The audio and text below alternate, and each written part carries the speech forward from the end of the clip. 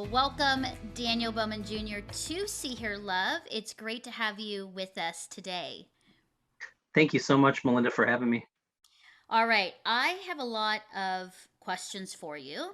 And first of all, I just need to say thank you so much for writing this book on the spectrum, autism, faith, and the gifts of neurodiversity, uh, filled with great stories and information and learning and wisdom and lots of really cool quotes from all kinds of poets and authors I have never even heard of, which is a really great learning for me. But um, you know, Daniel, our listeners are all about story.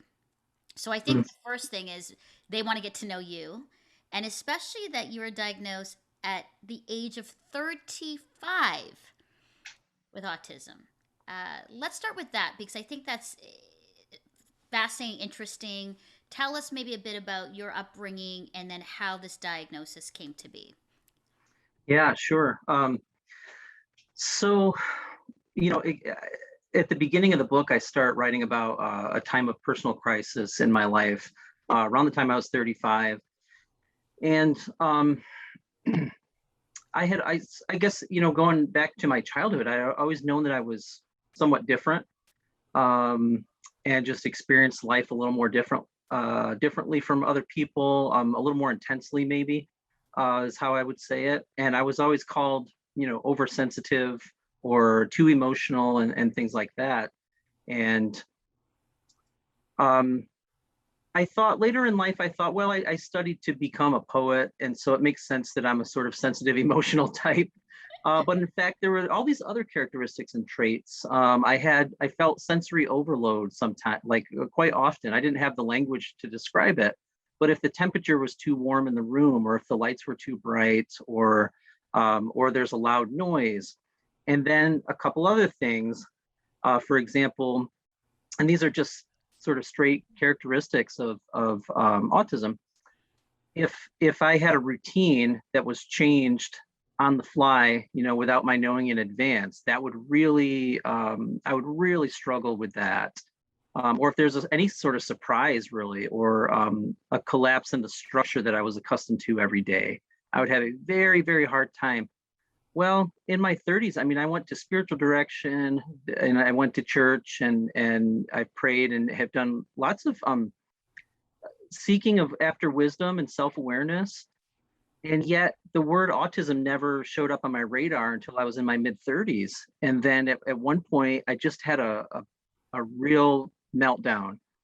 And I thought to myself, um, why does this happen to me? Why am I different from everybody else? If people can kind of take things as they come and roll with the changes, why can't I? It's so hard for me.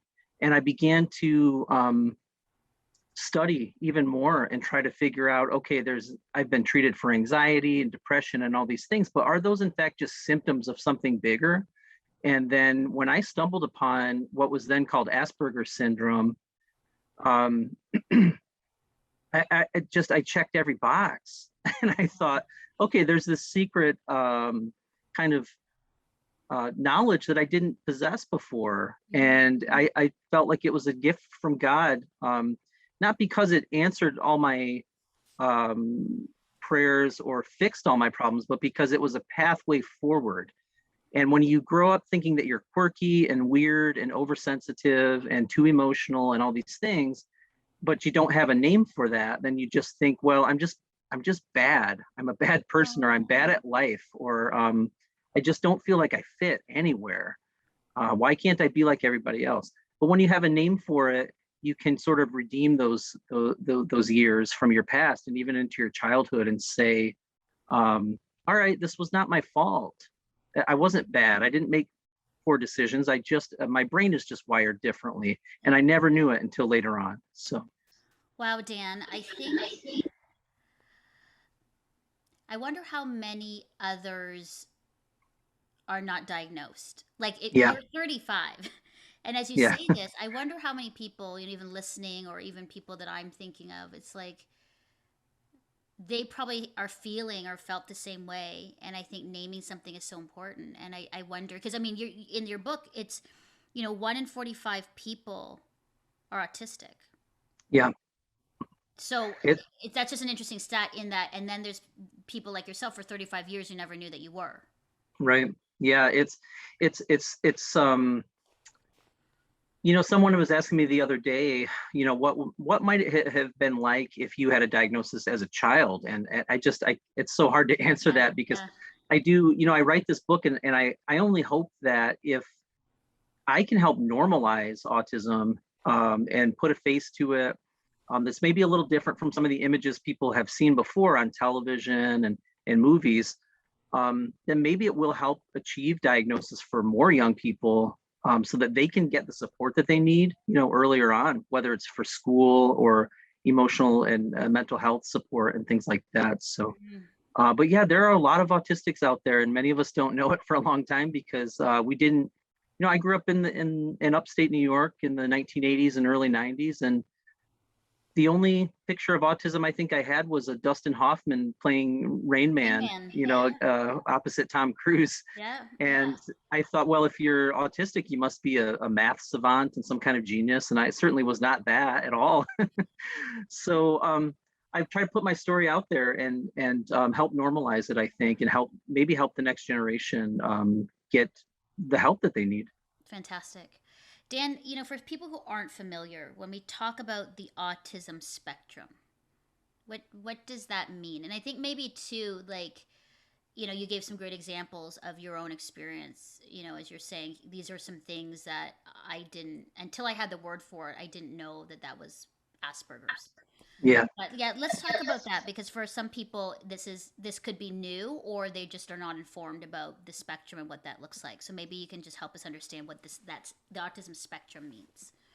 Yeah, sure.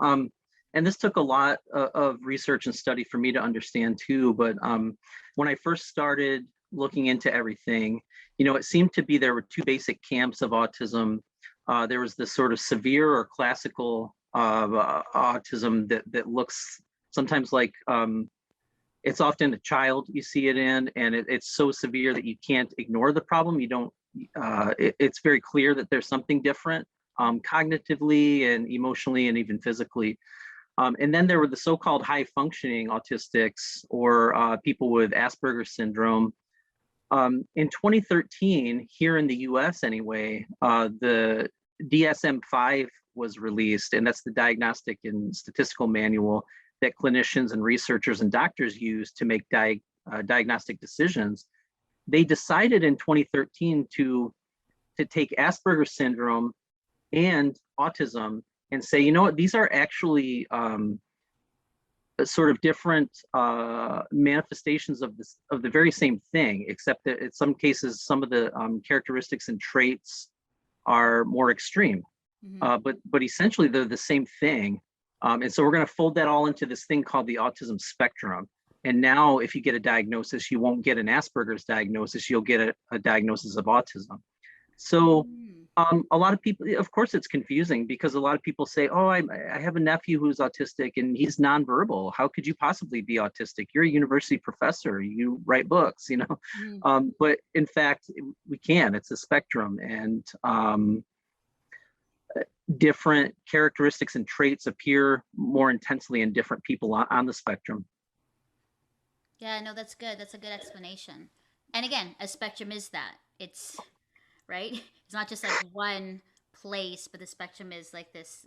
I visualize it as like a line of just the different parts. That makes a lot of Yeah, and it's a line, and I would say maybe a line like a color spectrum to color think of spectrum. as a good Yeah. image, rather than if some people think it's a line between very autistic and not very autistic, just mildly autistic, and then somewhere in the middle. That's not really the way that it works because, in fact, someone like me, when I'm having sensory overload or I'm having an anxiety attack or something, I pretty much can't function. And so suddenly I go from this high functioning place, so to speak, on the line all the way down, where I might just be rocking in the corner alone. And I might even experience selective mutism where I can't speak for a little while. So it's complicated. Yeah. Dan, I want to know, what it's like being you. I think the best way for what you call sort of neurotypical persons to understand what living with autism is. Because throughout your book and even in the beginning, it's like, you do things and we may, and I say we, but like may take it differently. Like you're controlling or you're being aggressive or you're being this way, where really it's about your own need for safety and protection and different things. And so Yeah. maybe let's start with that. Help me understand like your life and how you see the world, because that might give me an inside look at what you experience each day. Yeah. Yeah, a few things that I would start with. The idea of safety is absolutely critical for me, and I mentioned that a number of times throughout the book. I think of because I'm an educator, I guess I've come across Maslow's hierarchy of needs many times. It's just that basic pyramid that says this is what people need in order to flourish. At the very bottom of the pyramid is just safety and food and water and shelter and the psychological understanding that you're safe and that you're okay. And then you go up the scale all the way up to the ability to kind of self-actualize and fulfill your destiny, whatever that might be. But for autistics, I think the safety factor cannot be taken for granted as often as it might be able to for others. And so for me, I'll give you an example just from earlier today. I was asked to go to lunch with a couple of colleagues, and I got a text as I was driving there that said, "Hey, we got a seat on the patio. Is that okay?" And I thought, "Uh-oh, is it gonna? If it's too hot, I'm gonna struggle. If the sun is in my eyes and I can't really switch seats with anyone, I'm gonna have a very hard time focusing on what anyone's saying, because essentially I won't feel safe physically. Mm. And it's very, very intense. Sensory processing disorder is very, very intense. And until the sensory processing is evened out in some manner, I can't focus on anything else. I'll give one more metaphor, I guess, because I am a writer and I speak in metaphors often. There's a chapter in the book, an essay in the book about riding a motorcycle. And I think I look at that as a metaphor for the autistic life. I think most people around me who have the neurotypical brain wiring are able to get through most days within a range, most days as though they're driving a decent contemporary vehicle, down a road. Okay. If a bug or a wasp hits your windshield, you're not really going to experience much from that. It's not going to be a big deal. If you're riding a motorcycle down the road and a bug hits you at 60 miles an hour, you're going to feel it, and you're going to have to make adjustments and accommodations all of a sudden. If you hit a small pebble on a motorcycle in the road, your whole life is at risk all of a sudden, which is not true when you're driving a car. So I think for the autistic, people like to say stuff like, well, I know autism. They can't make eye contact, and they have awkward social skills. They don't have good social skills. And I say, okay, there's truth in that. However, it's mostly about sensory processing and feeling everything so intensely that happens throughout the day. It's almost like riding a motorcycle down a road rather than driving a car. That's great, Dan. That's actually a really great picture. On that note, then, I think, I guess the question even for me is how then, and I love how you're so about, loving my neighbor well. That's a big theme for See Her Love and for us. Yeah, yeah, Neighborliness, otherness, other centeredness, loving our yeah. neighbor. I think it's beautiful. I love that that's entwined and the thread of within your book. Tell me what that looks like. So, if we have what I said, 1 in 45 people are autistic, and we make assumptions or we don't understand, how can I Right. best love my neighbor in that way? How can I best love, um, someone with autism? Yeah, I think number one for me really is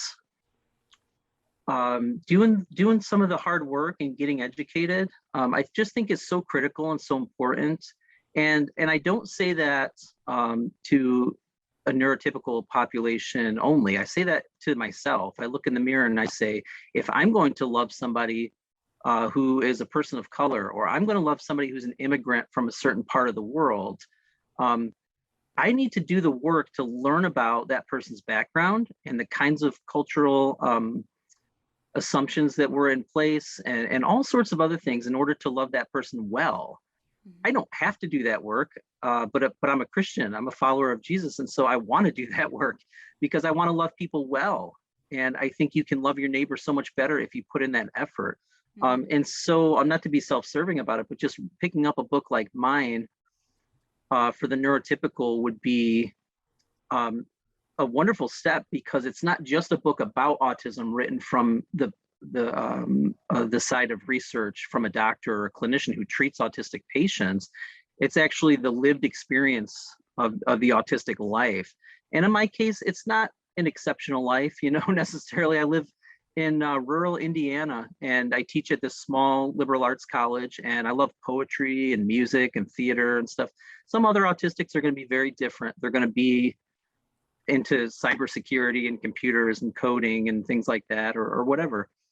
But I think just hearing more stories from people, so that we can avoid the danger of the single story, the one narrative that stands in for many people who are so diverse and compelling and interesting. And we should try to understand individuals, I think. So I love that. So you're saying educate ourselves. And I like that what you just said. It's not just a single story. You don't just put autism in one story and one experience. Like you Right. said, it's like a And color wheel. It's like all these different. yes, yes, absolutely. Yeah. That's good. Okay, so educate, learn, and I think too, getting to know, autistic and not be afraid. Because I think there's fear. I'll be honest. I think there's fear. Yeah. What if I offend? What if? Right. Okay, here's the truth, Dan. What if I feel uncomfortable? What if Yeah. I don't know what to do? What if Sure. of course, it's the I. And I think that's always the first step in becoming friends, getting to know one another. That's really good. Yeah, and I'm telling you, that makes all the difference to autistic people, because we will be awkward. We will be in a room and you will not be drawn to us. We're the least magnetic people in the room oftentimes, because we don't make eye contact at the times that people would expect, and or sustain it like they would want. We often, if we're nervous, we'll say something that betrays our nervousness. Hmm. And so we are often the awkward person. You would have to actually be intentional about saying, okay, this person is not the one who necessarily draws me in naturally, but you know what? I'm going to go make the effort and just see what's going on here. So Yeah, yeah, it that's makes good. a huge difference. Yeah, and I think that's good. It's a good reminder what you're saying. Like it's the effort. It's actually when loving your neighbor, it's intentionality. It is Yeah, yeah, movement. It is right. creating safe spaces, right? It's Hmm. bringing in, it's inviting, So it's just a good reminder. On that, as we talked about following Jesus, I want to talk about an honest conversation about the church and autism Yeah, because I'm gonna gather we could do a lot better. I'm gonna make a guess that we can do a lot better, and people who follow Jesus and say that they do. And again, that kind of goes off the conversation about neighborliness and otherness. But yeah, your experience, let's talk about that because I love the church, but I'm also one who says it can be better. It needs to be better. It needs to make some major changes right. within uh, structure, organization, and within people that are followers. So Yeah, let's talk about that a little bit and your experience and your thoughts in that way. yeah, sure. Um, and I guess as a caveat, I would say, because I'm a writer, I often think of myself as perhaps a little too quick to critique institutional life, whether it's a university that I work at or the church that I attend or whatever, because that's what I do. I think it is a kind of a social criticism, is writing and Mhm. telling stories about people who are hurting and things like that. But I love the church as well, and in particular, I love the church that I go to now and have been attending for over a decade here in Indiana. Happens to be an Episcopal church, and it just suits me really well. I guess I'll talk about why it suits me for a minute, and then kind of the Okay, perfect. reverse, Yeah. what doesn't help me. um, I struggle, with like I said, a lack of structure, when routines change, when things happen that are surprising, and so it makes perfect sense to me that the churches that I struggled in over the years, and I've been to all kinds of denominations at different times, just moving around a lot and trying to find a good church.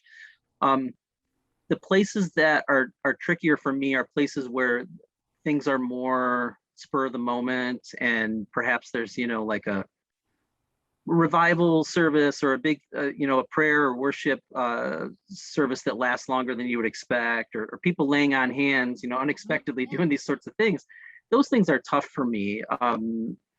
What I like about the Episcopal Church for me, and this will differ for different autistics, obviously, but I like the liturgy. I like that it's the same every week, with the exception of the Lenten season when it changes a little bit, and then we go back after it's done. But the sung liturgy, I like the responsive scripture readings. I like the prayers of the people. I like the Book of Common Prayer as a guide, through the worship, and it never really changes. It's always the same, and I really value that, and I hunger and thirst after it. When COVID happened and I wasn't able to go to church for a long time, I struggled so mightily. Just something as simple as going to the altar and receiving the Eucharist, not having that in my life changed me, and I didn't like it. It was very, very tough. Wow. So yeah, I guess there's some things that that work for me, knowing who I am as an autistic person, and then things that don't work, or things that historically haven't worked. Along with that, you get human error everywhere, of course. I mentioned this in the books. It's just a silly example, kind of, but it's frustrating enough. If you go to a church, and suddenly the pastor says, "All right, all these seats up front are empty, folks. Come on, I'm talking to you. You move up. We got to see each other."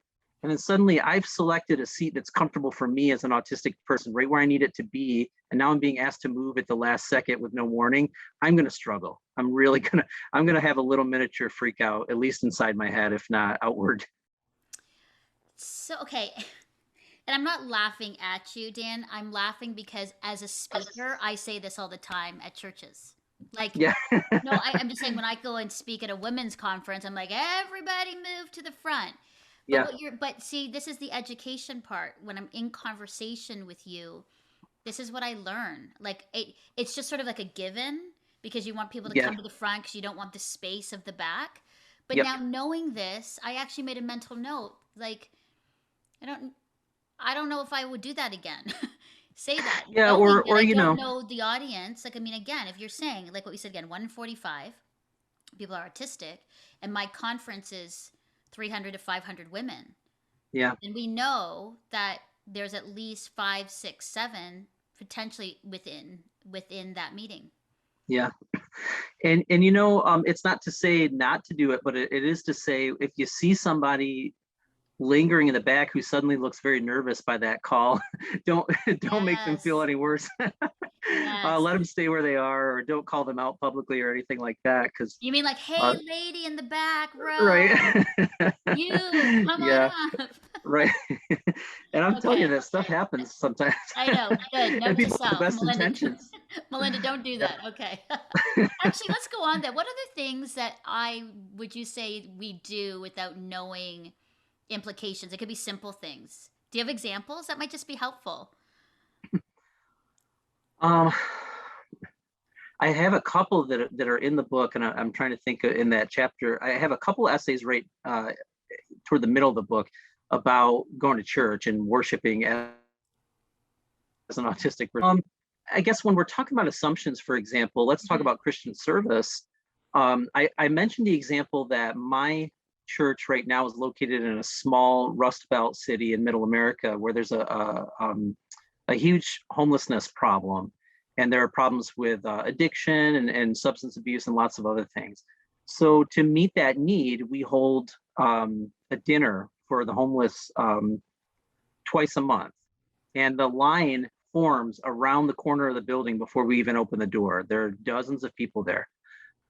I'm a tough fit, to be honest, to serve at that event because of the unpredictability of it, because of the social awkwardness of speaking with people that I don't know, some of whom have mental health issues or various kinds of disabilities. I'd be at a disadvantage being an autistic person trying to serve in that capacity in the church. I love and I support that mission, and I think it's wonderful.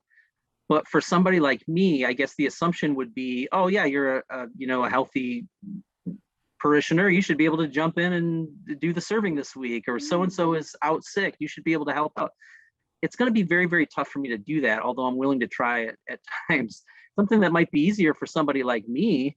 This is going to sound odd according to traditional gender roles, but I love babies. So I like to go in the nursery sometimes. When my own kids were younger, I would go in the nursery, and for me, it's very soothing to hold a baby and sit on a rocking chair in the nursery. You don't expect a guy necessarily to want to do that, rather than do something out, with the in a more public role, with the homeless, doing a dinner and doing that kind of service. But you can't make those assumptions when you have autistic people in your congregation. I guess you just got to ask them and listen carefully and try to roll with it, whatever they're able to do, because we want to participate. We want to serve God that way, and we want to be in the part of the fullness of the church, as it were. Dan, that is so good.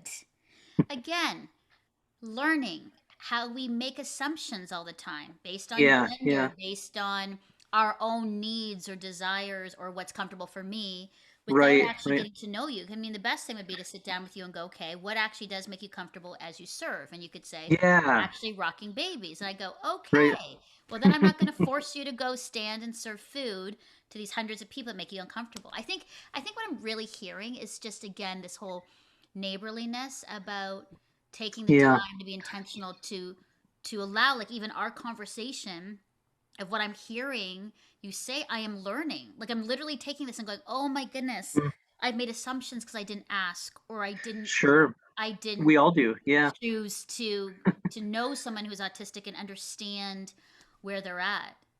Wow, yeah, this is so good, so and good. the other piece of that too is that many of us weren't raised with any idea of what that looks like at all, and so of course it's just natural for us not to have that. And you know what? To some extent, in generations past, autistic people were institutionalized. To be honest, so it may be like an older person in a congregation might say, "Well, of course I don't know how to deal with that. We didn't have that when I was a kid."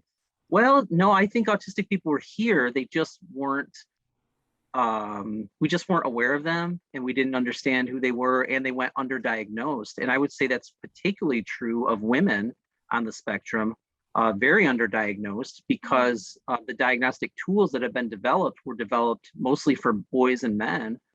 Oh. And then also people of color, because communities of color here in the US typically have less access to the kinds of tools to help them navigate the mental health system. It's very broken here. It's very complex, very difficult to get into a good counselor, into a psychiatrist, into a diagnostician. Very, very tough. Hmm. And so, of course, that's always going to hit, people in poorer communities and things like that. So it's a matter of access to some extent, but we're all learning these things, and I think that's great. Yeah. So so what, that's interesting because you're saying before it was autism was, it sounded like it was focused on boys and men, but now Yeah. even in your book you're saying actually it goes across gender and socioeconomics and Yep. culture. Yeah, it sure Autism. I does. mean, it's all people, you know. Yeah, and that's really interesting for me because I have a student right now, for example. One of the joys of my life is teaching at a Christian college and helping young people kind of fulfill their potential and flourish in their calling. But in particular, these last couple of years, and especially since the book came out this past summer, um, people know that I'm autistic. It's much more public knowledge now. I'm getting students who come to Taylor who suspect that they're autistic. And usually when someone does, they're right. I've noticed, a good chance that they're right, because they understand that the way that they fit into the world doesn't line up with the way everyone else does. Um, I notice it's different I have a young woman of color, so she's got these intersecting identities of being female and being a person of color on our campus. And her experience and the way that autism presents in her is going to look very different from how it presents in a white male who grew up on the farm, in Nebraska or something like that. So you really have to kind of see a variety and hear from a lot of different people to round out your perspective on how this all works. Yeah. Before I want you to share some encouragement on for neurotypical persons and then Sure. autistics. I want to just talk about just quickly this whole gifts of neurodiversity because I think that's just fascinating and would like to learn a little bit more. But talk to me just a bit about that. This and you call it the gifts of neurodiversity. Yeah, I think one of the things I've been learning that I think fits into that category for me is that autistics have the ability to focus really intensely on something that they really love and enjoy. And so you see this in children. You'll see like an autistic kid who has toy dinosaurs and actually knows all the Latin names of all the dinosaurs that ever existed. And I mean, so if a normal kid who is into dinosaurs, has a dozen of them, the autistic kid might have 100 and know all the names and sit and tell you every fact and info dump on you, everything they know because they're so into this topic. Mm-hmm. Well, that feels maybe disconcerting to a parent sometimes or to a teacher who's trying to teach 30 kids and not just Right. that one, of course. However, think about that down the road. Think about that 20 years down the road. We know, for example, that many autistics are drawn to working in Silicon Valley here in the US, where Google is headquartered and Facebook and these other tech companies. You know, if if they're developing a new technology, let's say like the newest version of the iPhone, I can almost guarantee you, I'd be willing to bet that there's an autistic someplace in Silicon Valley working for one of those companies that solved a problem that everyone else gave up on. And that is why we have that piece of technology now, because we have the ability to focus intensely and become obsessed with a thing to a larger degree than the average person. So I would consider that, I look at that kind of as a drawback sometimes, because if I am getting really into something, I have to stop and go to work or take my Yeah. kids to school or whatever. But on the other hand, it could be a real gift because we could end up contributing to the culture and to the society in interesting ways. For me, it's not going to be technology. It's going to be maybe a story that I write or a poem that I write, but it's still a contribution. Dan, that's beautifully reframing. You Hmm. know, like gift versus a problem. It's a Yeah, gift yeah, versus, something that is not normal or awkward or uncomfortable. But you know right. what? That's not just with, I think, I mean, I love this conversation within the context of autism, but that's just, I think, for a lot of things and people. Like we see things as a Absolutely. problem, but what if we reframe this? And actually, it's a gift. When we look at it in the focused of that intensity can be the gift of focus. That Yeah, crazy um, way of celebrating is actually joy and finding the good in something that's difficult. Do you know what I yes, mean? Like it's this reframing of how we see people in life. That's really awesome. absolutely. And in the book, I talk about it from the autism standpoint. I talk about it as a deficits model versus a neurodiversity model. So we just say Nice. instead of Yeah. looking at if instead of a checklist that says the autistic cannot make eye contact, the autistic is socially awkward, the autistic cannot deal with interruptions to a routine. That all sounds so negative, not because it's not true, but because it's framed that way. If we say, what, we have differences in the way we respond to interruptions, well, that's more fair because it just means my brain is wired differently from somebody else's, not that Right. I'm bad or wrong. Right. I love Yeah, that. And I think that's yeah, the other thing too is and even within, the church and culture, I think that pause to say because someone is different isn't something to be afraid of or to right. be scared of or obviously fear or whatnot, but actually to embrace it as the gift, as something that could benefit in relationship and in church community and in our neighborhood, Right. right? I mean, I think that's just a Absolutely. bigger, I mean, what you're saying in the book, it's actually like a bigger Yeah. love conversation of loving our Right. neighbor, right? And what I God think has called so. us to. Yeah. We've got to allow room for to trust that God is at work even in things that we don't understand yet, you know? Yes. Amazing. Okay, Dan, could talk to you for hours and hours. You probably have to go back to work, school, whatever. But let's just end with this. How about you give some encouragement to, I like how you say, the neurotypical person. So the person who knows someone who is autistic or maybe is afraid of the difference. What kind of encouragement would you give to us today? Um, for anyone who's listening or watching here, you're already taking a step toward loving your neighbor because you're gaining appreciation for somebody who's different, and I think that's a wonderful, wonderful thing. I don't ever underestimate the value of that. I appreciate that so much. So many times when people have asked me, what could a neurotypical person do as a teacher, as a pastor, or as a friend of somebody on the spectrum? I want to encourage them and just say, you know what? Asking the question is the beginning of love. That makes me Hmm. feel safe already when you ask me that question. And so I have a number of friends who are like that. They make mistakes, and I make mistakes in the way that I treat them as well. But we're aware of each other and saying, I want to love you better than what I currently do, and I'm going to put in the effort. What is it that I can do to help? So I find that very encouraging, and yeah, I just would beg people to keep learning more. Don't be afraid. Keep learning more, because if you heard how at the beginning of the show I mentioned, autistics carry around a lot of shame from feeling so weird all the time. Well, neurotypicals, um, you can help redeem us from having to carry that shame. You can help us do that by um, making us feel safe, and that's a lot of power. Actually, that's a really wonderful thing if you wield it Yeah. well. Yeah. Beautiful. I received that. I'm taking that all in, Dan.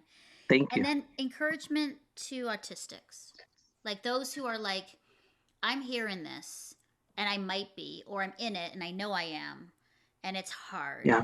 Yeah. What do you say to them? Yeah. It is hard. It's hard for me each day, and I have had the privilege of being able to write this book, find a publisher, have a diagnosis. I have a wonderful supportive family. Um, I have a great job. I have all these things in place, and yet it's autism still makes my life hard pretty much daily in a lot of small ways that go unnoticed. Um, it's going to be tough, but as I said, you don't have to be ashamed. You can be proud of who you are because you know that you're fearfully and wonderfully made, and you're made in the image of a loving God and a creative God, and He made you that way for a reason. And you don't have to try to fit in, anymore. If you know you're autistic, um, claim it and go with it, and just see where it takes you. It's different, but it can be a beautiful way of being in the world. I truly believe that, and I've experienced that in the last couple of years. Dan, it's beautiful. And to finish off, being fearfully and wonderfully made and knowing that. Yeah. Dan, as a follower of Jesus, how has that relationship in the hard and in the struggle really helped you, through just, and again, it's not the quick solve, it's not like where I'm like, I now follow Jesus and Yeah. everything's good, everything's perfect. No, no, no, no. Yeah. But how has that relationship with Jesus um, helped you each day? Yeah. Well, it's kind of like what you were saying earlier, Melinda, with a reframing. I think a focus on God and a life of prayer and contemplation will reframe things from saying, okay, these are my problems and I'm struggling so mightily every day, to, you know what, I'm just one person out here, and guess what? I see suffering all around me. It's not just the unique destiny of the autistic to suffer. Everybody suffers, and some a lot. And so to be able to focus on God and God's love and God's call upon our lives to help each other, to love each other, to do unto others as we would like done unto us, etc., um, helps me reframe everything. It really helps me get out of my own head when I get stuck there too much, and get out into the world and say, oh, there are many, many other people who need help. And so I just think that that's, if I didn't have that frame of reference, I don't know how people do it without God. I don't know how they I don't make it. either. I say that a you lot, know? and I know it sounds fun. And I go, I honestly, through some of the most difficult times of my own life, Dan, I don't know how people do, because there's this deep, when everybody is gone and you're Yeah, alone in the fetal position, yeah, and you are like, I am alone. It's this wonderfully mysterious, strange sense where I'm like, I'm actually not alone. And I've been trying to yeah, convince myself I'm not alone, that God has left me. And yet, in this strange way, I actually deeply sense physically, and all of the, in sort of this, the wholeness of it all, that He is with me. And that actually, yeah, He's never left me, even though, are there times I feel like He's not there? Yes, but then I actually do know that He's there. I don't know. yeah, You know what I yeah, mean? and I don't know how yeah, yeah. people do it without God.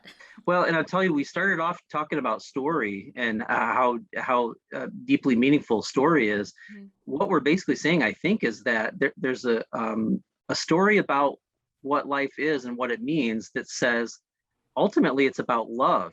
And I know the story is, the truth is, the larger master narrative, so to speak, over my life is that I am loved by my creator. If I Yes. didn't have that story, then what story am I subscribing to? That everything's just random, or everything's chance, or that God created everything and then walked away and turned his back on it? None of those stories are healing to me. Mhm. Amazing. All right. Daniel Bowman Jr., author of On the Spectrum, Autism, Faith, and the Gifts of Neurodiversity. What a pleasure, Dan, to chat with you. It's been a pleasure It was for me amazing. too. I so appreciate your thoughtfulness, the words, the written word, but even in just speaking with me, so clear and full of love and grace and humility, as you shared with me. Really, like, you are a really amazing man. I just wanted you to know that, just to affirm to you. So, thank you for bringing this to the world, this book. Thank you for spending time with me. And I've learned a lot. I've taken notes, and there's some things that I need to change in within me and in some of these interactions. So I appreciate that. I appreciate the Me too. courage. And honestly, that's my goal too, after every interaction, is say, how can I do better next time Yeah. myself? But I so appreciate you having me on. It's wonderful to be here. I have some dear friends and family in Canada, and so I go to Canada as often as I can, actually, Yay. to Hamilton, Ontario. Yeah, And that's literally down the street here. That's literally like yeah, 10-15 minutes down the highway from it's a us. great town, and I cannot wait till the borders are open and people are safe, because I'm Yes. going to go get back up to And then Canada maybe too. you'll have to come up into the studio and actually like hang out. So Oh, again, that'd be a so pleasure. cool. It was a pleasure, Dan, and God bless you in all that you do, as you teach, as you lead, as you speak. God bless Thank you you in all so of that. much.